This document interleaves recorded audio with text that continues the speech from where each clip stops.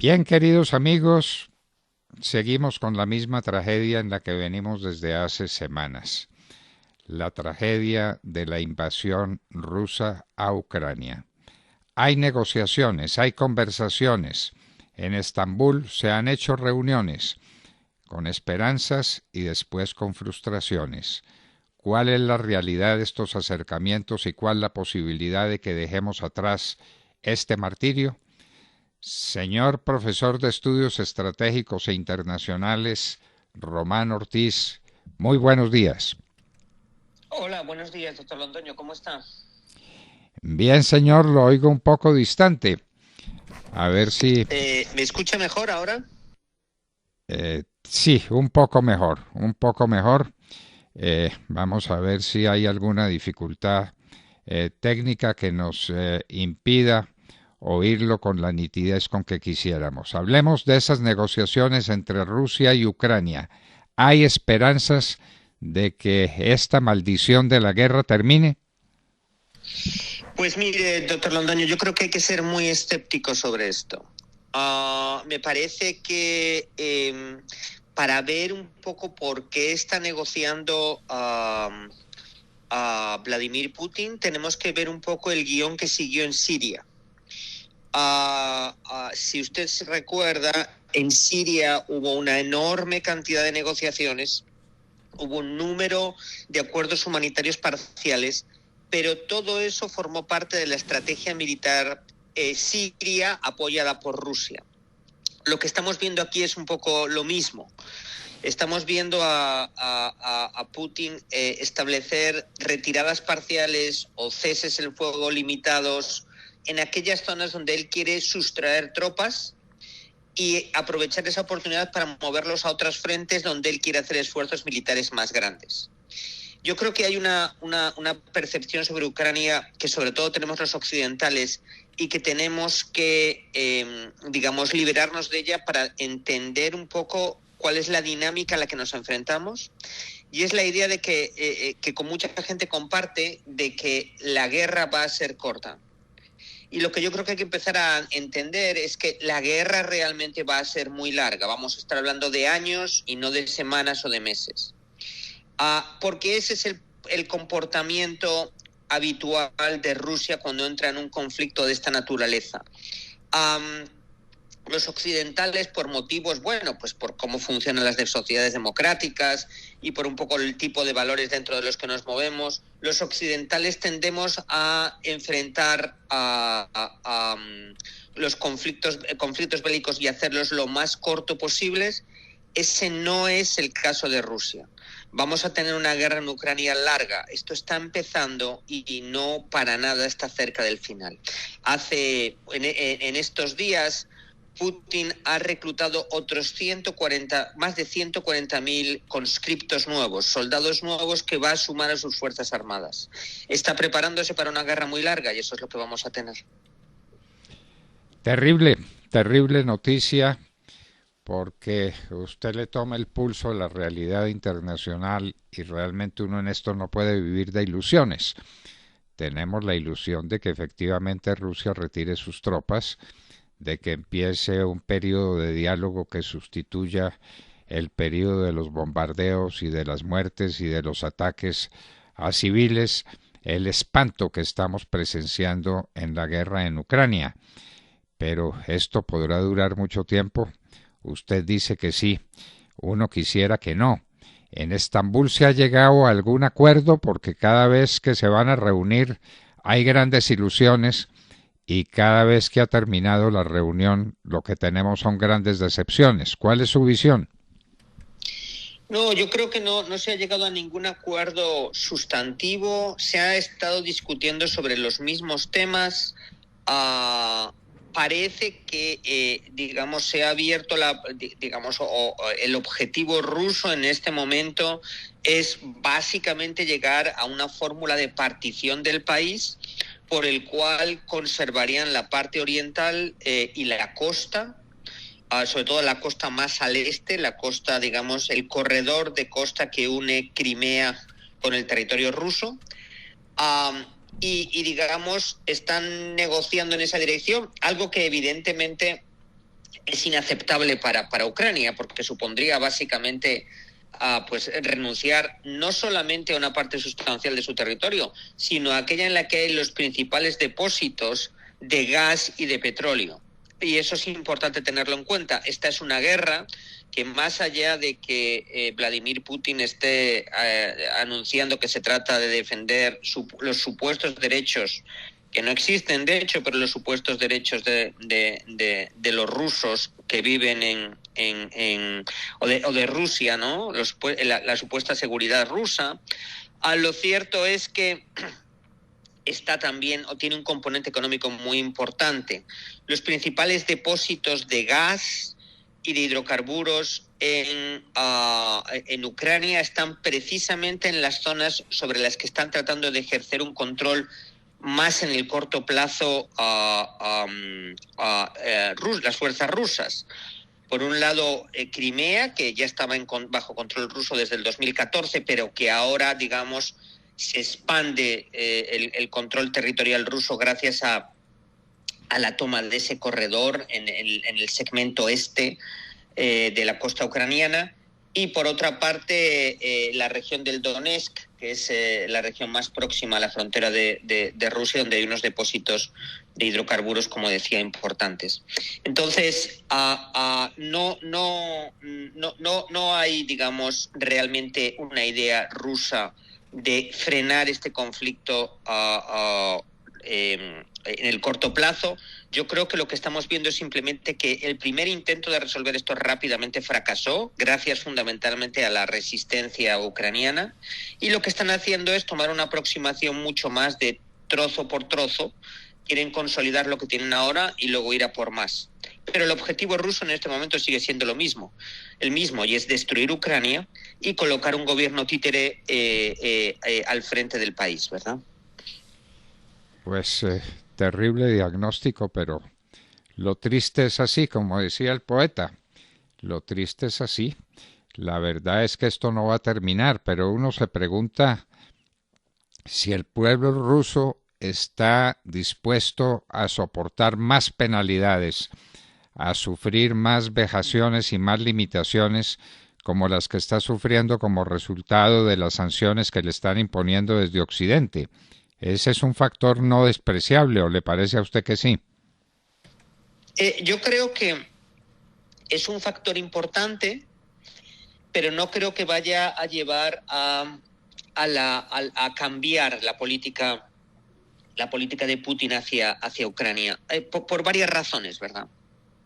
La primera es porque, bueno, digamos, tenemos en el Kremlin a un experto en represión, ¿verdad? Es un antiguo funcionario del KGB y una parte de la cúpula gubernamental rusa son individuos que pasaron por las fuerzas de seguridad de la extinta Unión Soviética. Entonces estamos hablando de individuos y de una cúpula gubernamental que, digamos, son profesionales de la represión, ¿verdad? La segunda cuestión es que las sanciones están golpeando económicamente, sobre todo, a una clase media que está básicamente desapareciendo de Rusia y que era una clase media que ya se oponía a Putin. De tal manera que, de alguna manera, las sanciones tienen el efecto paradójico de que están debilitando socialmente precisamente a los sectores sociales que podían, de alguna manera, encabezar más la oposición hacia Putin, es decir, sectores que, por ejemplo, están cerca del líder opositor Navalny, ¿verdad? Son esos sectores los que están recibiendo más el impacto, y muchas de esas personas están tratando de salir en estos momentos de Rusia y buscar otro lugar fuera de Rusia donde establecerse. Yo creo que las sanciones son importantes porque están el esfuerzo de guerra de Putin, está haciendo lo más difícil de financiar, están privando de piezas de repuesto y de componentes claves para sostener el esfuerzo militar y a la industria militar que soporta ese esfuerzo militar. Yo creo que también es verdad que es un problema de tiempo, que la propia industria rusa encuentre alguna forma, ella misma o con ayuda de la República Popular China, para resolver esas carencias, ¿verdad? Entonces, yo no creo realmente que esto vaya a provocar un cambio en la política rusa, más allá de que me parezca importante imponer estas sanciones, entre otras cosas porque hay que acabar con la dependencia que tiene Europa del gas y del petróleo ruso, sobre todo del gas, porque Putin lo está usando evidentemente como un arma para poner presión sobre la Alianza Atlántica. Entonces es fundamental cortar esa dependencia. Pero más allá de eso, las sanciones internacionales, como usted sabe, doctor Londoño, tienen un triste récord de efectividad a la hora de modificar el comportamiento de los tiranos, y ahí podemos ir desde Saddam Hussein hasta Nicolás Maduro, y no creo que en este caso vayamos a tener un resultado distinto en el caso de Vladimir Putin. Bueno, pues muy mal pronóstico, profesor Román Ortiz, muy doloroso pronóstico. El sufrimiento que hay en esa guerra es pavoroso, y la situación de Rusia en el concierto internacional es más que difícil. Uno diría, bueno, pero el pueblo ruso, ¿hasta dónde tiene paciencia? ¿Hasta dónde va a soportar a un tirano que le está trayendo tanto dolor y tanta angustia como Putin le está trayendo a Rusia? Porque eso es un hecho. Y claro, ahí se golpean las clases medias que pudieran haber estado tratando de desequilibrar el gobierno de Vladimir Putin, y ahora son ellas las golpeadas. Pero lo cierto es que hay una situación muy difícil en Rusia, y uno no sabe esto cuánto más resista. ¿Qué se sabe de esa situación económica de Rusia que algunos pintan como realmente calamitosa? Claro, digamos, las sanciones están teniendo un efecto devastador en los sectores, digamos, más internacionalizados y más conectados a la globalización de la economía rusa, digamos, y sobre los que Vladimir Putin no ha podido crear una alternativa, digamos, técnica para poder desconectarse de los circuitos económicos globales. Para ponerle un ejemplo, en el caso de los pagos por tarjetas de crédito, Rusia ha desarrollado su propio sistema, con lo cual aislarle del sistema global ya no tiene los mismos efectos, ¿verdad? Pero ese sector de la economía más globalizada, ese sector de la economía más conectada al exterior, está sufriendo muchísimo. Lo que pasa es que hay un sector mucho más básico de la economía rusa y también de la sociedad rusa, que por una parte, digamos, están menos conectados a esos circuitos globales, y por otra parte que políticamente tiene un sentimiento nacionalista muy fuerte. Digamos, la guerra en este momento todavía no es... Primero, hay una visión muy sesgada de lo que está pasando en Ucrania, porque Putin tiene un control completo sobre los medios de comunicación. El último diario independiente ruso cerró hace unos días. Es decir, ahora básicamente lo único que hay en Rusia, la única forma de alimentarse de información, es por medios de métodos, de sistemas controlados o de medios de comunicación controlados por el gobierno ruso. Y además hay un sentimiento nacionalista de la población fuerte, que hace que, digamos, que la guerra todavía sea popular en un sector importante de la sociedad rusa. Algunos analistas ucranianos subrayan que en Europa Occidental y en los Estados Unidos tenemos una visión equivocada de cómo, de la percepción que tienen los rusos de esta guerra, que el problema de esta guerra no es tanto Vladimir Putin, que es más un síntoma, que la causa real, que es el nacionalismo y el revanchismo ruso después de haber perdido la Guerra Fría. Entonces el problema es más profundo. Pero déjeme poner, porque tengo la sensación de que esta mañana estoy siendo muy pesimista, entonces no hay muchas razones para el optimismo, pero déjeme darle un ejemplo de cómo fue un conflicto abierto por los rusos de una manera muy semejante a este y que terminó mal para ellos, ¿verdad?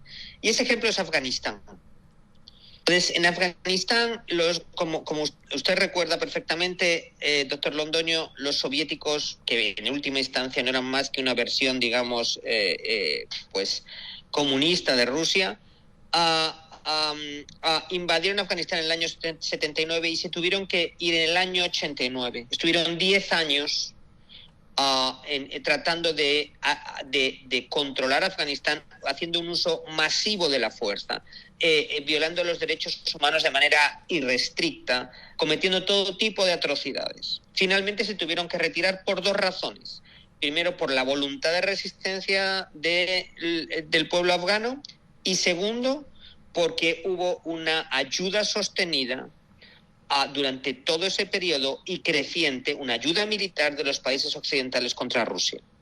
Si queremos hacer fracasar a Putin en Ucrania, y hacerle fracasar es esencial para la seguridad internacional, es fundamental, la hoja de ruta es esa. No va a ser corto, va a ser peligroso, va a ser muy largo, pero esa es la hoja de ruta. Esa es la hoja de ruta, no cabe ninguna duda. Vamos a ver qué pasa. Los pronósticos no dejan de ser pesimistas. Si en el fondo del alma rusa lo que hay es un espíritu de revancha por haber perdido la Guerra Fría, eso sería calamitoso para Rusia, calamitoso para el mundo, como lo está haciendo en estos momentos. Hay mucho sufrimiento, mucho dolor en torno de esta invasión de Rusia a Ucrania. Quiera Dios que esto termine y que en lugar de estas guerras horrorosas y terribles tengamos paz y espíritu constructivo entre los hombres de buena voluntad. Profesor Román Ortiz, muchísimas gracias por estar con nosotros en la hora de la verdad. Muchas gracias a ustedes por la invitación. Bueno, no hay duda de que el profesor Román Ortiz no es optimista sobre lo que puede pasar en el próximo tiempo en la guerra entre Rusia y Ucrania. Vladimir Putin no va a dar su brazo a torcer, y no solamente es él puede ser un accidente, un síntoma. Lo que hay es un espíritu de revancha en el corazón, en el alma del pueblo ruso por haber perdido la Guerra Fría. Bueno, tenemos dudas de que sea eso así, pero el profesor Román Ortiz es más avesado que nosotros en la comprensión de esta realidad internacional que hoy nos ocupa y nos preocupa inmensamente: la invasión de Rusia a Ucrania. Escuchan ustedes la hora de la verdad, 7 de la mañana, 5 minutos.